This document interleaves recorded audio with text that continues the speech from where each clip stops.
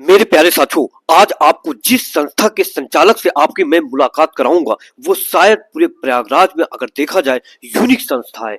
क्योंकि वो संस्था यानी कि एक डिफेंस यानी कि आर्मी या फिर कोई भी डिफेंस हो, उसमें बेहतर काम करने के लिए वो जानी जाने वाली संस्था है। और शायद उन्होंने बहुत अच्छे अच्छे रिकॉर्ड भी बनाए। और मैं बताना चाहूंगा उस संस्था की कुछ ये झलकियां पहले आप देखिए।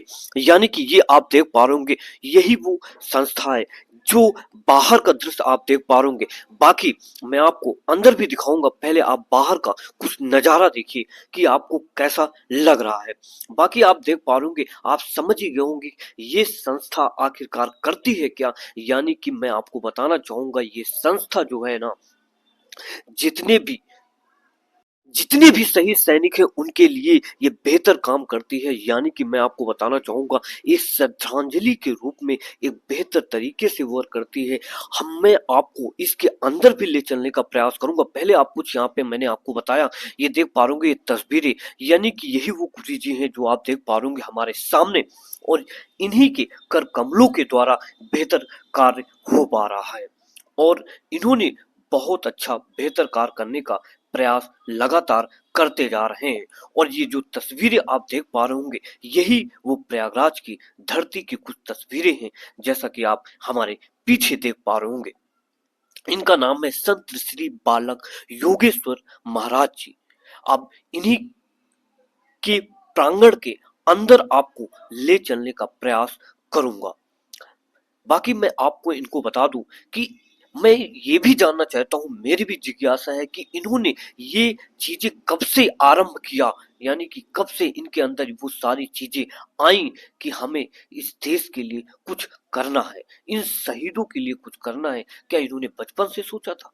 इन्होंने कब से ये सारी चीजें सोचा? इन सारे विचार विमर्श करते हुए आप हमारे ये पीछे देख पा रहे होंगे पुलिस की गाड़ियां। बाकी ये तस्वीर है, यही वो एंट्री गेट है जहां से हम चलने का प्रयास करेंगे।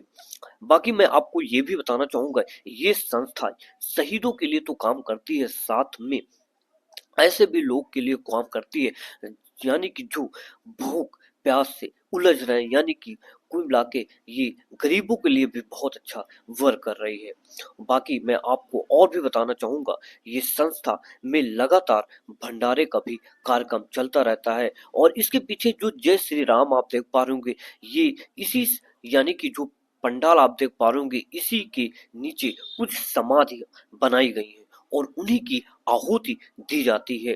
यानी कि और बाकी आप यहाँ पे एक तिरंगा या वाकई में उन्होंने भी बताया कि कहीं न कहीं ये एक संस्था जो कि एक बेहतर तरीके से काम कर रही है। और काफ़ी अच्छा लगा मेरे प्यारे साथियों। और बाकी अगर आप कहें तो मैं और अंदर चलूँ, ठीक है? फिलहाल परमिशन मिल जाएगी? ठीक है। तो परमिशन मिल गई मुझे और मैं चल रहा हूँ अंदर। तो आइए मेरे साथ, और इसी तरह मैं यहाँ पे अंदर एंट्री कर जाता हूँ, ठीक है? और ये ठीक है मेरे प्यारे साथियों, अब मैं आपको ले चलता हूँ, ठीक है? और बाकी और भी यहाँ पे बहुत सारे, यानी कि ये जो संस्था है यानी कि शहीदों के लिए काम कर रही है। और काफ़ी अच्छा है कहीं न कहीं, ठीक है? क्योंकि अगर मेरे प्यारे साथियों, अगर जो चीज़ सरकार नहीं कर पा रही, शायद ये संस्था कर पा रही है। ये बहुत बड़े हमारे देश के लिए गर्व की बात है कहीं न कहीं। तो मेरे प्यारे साथियों, जैसा कि मैंने बहुत सारी चीजें आपको बताने का प्रयास किया और इस संस्था के बारे में मैंने पहले भी आपको बता चुका हूँ। और यहाँ पे जैसा कि हमने बताया कि प्रयागराज में, पूरे प्रयागराज में अगर देखा जाए, शायद आपको यहाँ पे फोटो जो यानी कि शहीदों की फोटो आपको देखने को मिली है, शायद कहीं नहीं आपको मिली। और उसी पंडाल में मैं खड़ा हूँ और शायद मुझे वो मौका मिला आज जानने को उन्हीं से जिनके कर कमलों के द्वारा ये सारा चीजें संपन्न हो रही कहीं ना कहीं। तो आइए और मुलाकात कराता हूँ डायरेक्टली। जी सर, आपका स्वागत है हमारे जी भगवान, बहुत बहुत शुभकामनाएं आपको, हाँ। आपके दर्शकों को। इस महाकुंभ की पावन धरती, गंगा जमुना सरस्वती की पावन गोद से जितने भी श्रद्धालु हैं सबको बहुत बहुत बधाई हो। और यहाँ पे आए हुए बड़े बड़े महापुरुष जो हमारे साधु संत महात्मा पूजनीय, उनके चरणों में प्रणाम करते हुए सभी को आपको बोलता हूँ कि आप उनके दर्शन करें और सत्संग सुने और गंगा जमुना सरस्वती के आप गोते लगाएं और पुण्य के भागीदार बने। और याद रखिए, एक बात और बोलना चाहता हूँ, संत भगवान मेरे संत सब साथ हैं।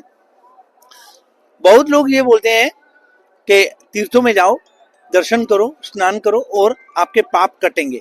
और याद रखना, पाप कटते नहीं है, पाप नहीं कटेंगे, पुण्य बढ़ सकते हैं। पाप कैसे कट जाएंगे? पाप नहीं कटते हैं। ये एक शब्द है जो चल पड़ा है और चलते जा रहा है, उसको सुधार करना चाहिए, वो सुधार नहीं हो रहा है। लेकिन ये है कि अच्छे काम करेंगे तो आपके पुण्य ही बढ़ेंगे, ना कि मर्डर किया हुआ आदमी और पुण्य शुरू कर दे और उसके बाद कहे कि जज साहब मुझे माफ कर दो, तो क्या माफ कर दिया जाएगा? हो जाएगा? नहीं होगा, कभी नहीं होगा। तो ये बात याद रखिए, पुण्य बढ़ेंगे, अच्छे काम करें, संत महापुरुषों के सानिध्य में जाके सत्संग का लाभ लें और ज्यादा प्रश्न नहीं करना है संतों को। जो आपके अंदर ज्ञान है उसको अर्जित रखिए और जो महापुरुष बोले उसको भी आप लीजिए। आप संतों के पास जाके बड़ी बड़ी बातें शुरू कर देते हैं हम लोग कि भगवान की ये, भगवान की वो चर्चा, वो चर्चा। अरे उनसे सुनिए, महापुरुषों से उनसे सुनिए, फिर उसके बाद अपने जीवन में जो आप करना चाहते हैं जरूर करो। तो ऐसे ही हम लोग जो हैं बद्रीनाथ से आए हैं, अति विष्णु महायज्ञ करते हैं इस धरती पे। इस प्रयागराज जी की, भगवान की ऐसी कृपा है इस धरती पे कि इसमें पुण्य ही पुण्य होने हैं और अच्छे धार्मिक कार्य होते हैं। तो हम लोगों ने भी संकल्प लिया हुआ है कि अति विष्णु यज्ञ करते हैं उन वीर सपूतों के नाम जो देश के खातिर, जिन्होंने अपने प्राणों का सर्वोच्च बलिदान दे दिया। ऐसे वीर सपूतों को शत शत नमन करते हुए हम लोग इसी तरह से 22 वर्ष हो गए हमारे को ये यज्ञ करते हुए, और इसी तरह से लगातार जो है भगवान की कृपा से ये चलता आ रहा है। और 43वां महायज्ञ है। और इस यज्ञशाला की विशेषता है कि इसमें 108 हवन कुंड हैं। और इस यज्ञशाला की और विशेषता है कि इस यज्ञशाला के परिक्रमा में उन्हीं वीर सपूतों के चित्रपट लगे हुए हैं। और सबसे बड़ी विशेषता यह है कि हमारे भारत का जो आन बान शान गौरव है, जो हमारे भारत का तिरंगा, वो इस शिखर पे लहराया जाता है यज्ञशाला पे। तो ये एक संदेश है कि उन नौजवानों के लिए जो वास्तव में आज हमारे भारत के बॉर्डरों पे जो तैनात हैं, जो देश की रक्षा कर रहे हैं, वो जब ये दृश्य आपके चैनलों के माध्यम से देखेंगे तो उनको भी मन में एक बल मिलता है। और हम यहाँ मंत्र उच्चारण करके ये प्रार्थना करते हैं भगवान से कि उनको ताकत मिले, उनके हमारे बॉर्डर मजबूत हों और उनको खूब जो है ताकत मिले अपने देश की रक्षा करने के लिए। और उन वीर सपूतों को हम शत शत नमन करते हैं जिन्होंने अपने प्राणों का सर्वोच्च बलिदान दिया। उनके खातिर हम लोग ये यज्ञ उनको श्रद्धांजलि के रूप में समर्पित करते हैं। इसी तरह से ये यज्ञ चल रहा है महाकुंभ की नगरी पे।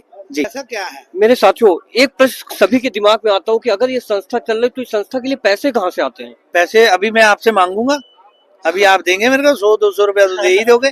ऐसे हम मांगते रहते हैं, कहीं ना कहीं लोगों से तो लेते ही हैं, तो लोग देते हैं अपनी श्रद्धा से जो भी है।